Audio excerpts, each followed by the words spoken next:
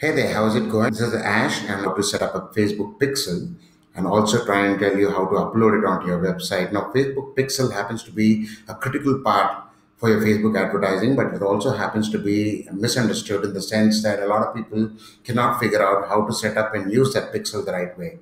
So happens that the Facebook pixel has to be set up. You have to make sure it's firing right.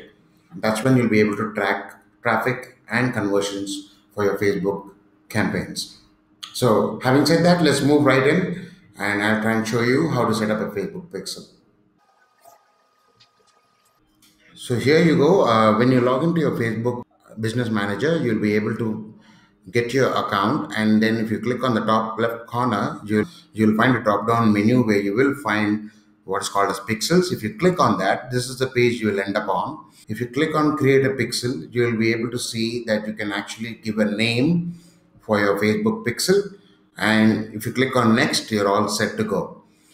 After you set up, or if you click on pixels and come to this kind of a page, you'll be able to see on the top right corner, there is this little button called setup. If you click on that, you have two options available for you now. Or I'm assuming that you want to get your hands dirty, so you might want to copy and paste the pixel directly onto your website. So if you click on copy and paste the code, you will see that you have what is called as a base code for the pixel, where this is a piece of JavaScript. But before we go there, I want you to understand that this part of the code, the one that's highlighted right now, is also called as an audience pixel. What this does is that it tracks every visitor coming to your website across your pages. So whether they reach your homepage or they read your blog or they kind of browse through from page one to page two, this particular pixel tracks every person visiting your website. Now, whether or not you use Facebook advertising, this particular pixel is at work 24 by 7. But that's why it's called as an audience pixel. Now, later on in advanced targeting, you can actually pick and choose what kind of audience you want to collect. So let's say fetchprofits.com is the main website, and I have this particular piece of code, this part of the pixel installed on the website somewhere, and it tracks every page. Now, I can also choose for Facebook to actually segment my customers or my visitors in such a way that I track people who visit my blog separately.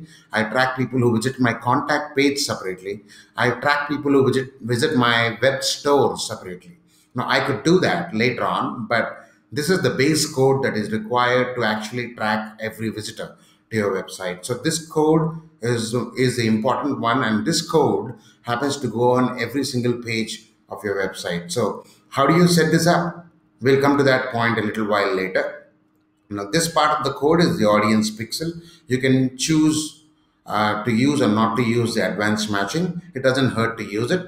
Now, the second part of the pixel is called as an event code. Now, this is where most people go wrong. They tend to take this part of the code and also include it with the original code that you saw earlier, and then it tends to misfire. I just want you to know now that there are two parts to the base code. The first part you saw earlier, and this part where it's called as an event code. And Facebook already recommends about 9 different types of events that you can record on your websites. Where do these codes go? Now, the first part goes on all pages, and the second part goes on all those special pages that only show up when certain kinds of actions happen based on what kind of a event code you pick. The base code looks like this, and this part of the code has to get into the head section of your HTML code. If you're using a plain and simple HTML CSS3 website, this is how your code might look like. There might be a lot of gibberish inside that head, depending on how your website has been developed. But what you need to understand is that this part of the first code, right, the base code, has to get into the head section, anywhere in the head section of your HTML coding. Having said that, the second part of the code as an event code, and more often than not, if you follow the Facebook advertising best practices, you would generally be running campaigns to try and develop leads first and then only try and sell. So if you're trying to develop leads, you would obviously picking the event code that pertains to leads, and this is how it might look like. Obviously, you are at liberty to use any kind of an event code, but this is the lead event code, and this has to go between the body part of your HTML code, not the head part, the body part. I will show you a certain installation for my own website which lives on WordPress website. It might still look different because I use a different framework. You might have to check with the developer, or you can just message me at hello@fetchprofits.com and I'll try and help you out. I'm using this framework called Divi. So I go to theme options, I go to integration, any code that I might be using that has to go on the head part of my website, I can add these codes over here one after the other. Now, if you notice, I've already added the Facebook pixel code right here. For you to understand, whatever pieces of code I add in this section of my website, they are assumed to be on the head section of my entire website. So if I add this piece of code here, it means that I have added a piece of code to my head section. Now, the tricky part is, where do you add the event code? Now, for that, no matter what you sign up for, there's only one page that shows up after you sign up. And that page is called the thank you page. So I'll try and locate that page, and I want my lead event code to go on that page, because only when this page shows up, my lead code is fired up. And that's when Facebook knows that a lead has converted. For this, like I told you, I'm using the Divi builder, but this is how I try and set up my event code for myself. So I use what is called as the Divi builder to kind of develop sections of my web pages. So I have a piece of code here. I've added a code module from the Divi builder. I just put an HTML and a body part and added the lead script over here, and then close that body part and the HTML part. And once you save and exit and refresh the page, you are done. If you set it up right, your Facebook pixel will look like this when it starts firing.